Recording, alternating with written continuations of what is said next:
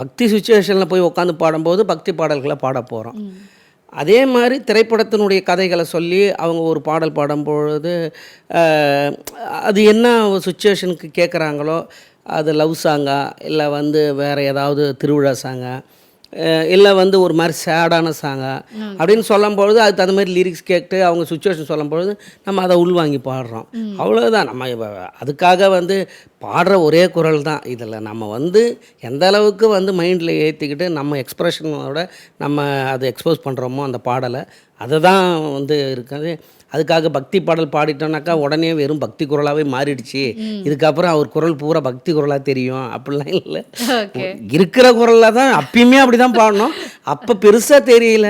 இப்போ கொஞ்சம் நிறையா பக்தி பாடல்கள்லாம் பாடும்பொழுது ஓஹோ நிறையா பக்தி பாடல் பாடுறாங்க அப்படின்னு சொல்லிட்டு. இன்னொன்று அவருப்பா இறை அருளால் இருக்கிறதுனால பாடினாக்கா இன்னும் கொஞ்சம் நல்லது தான்.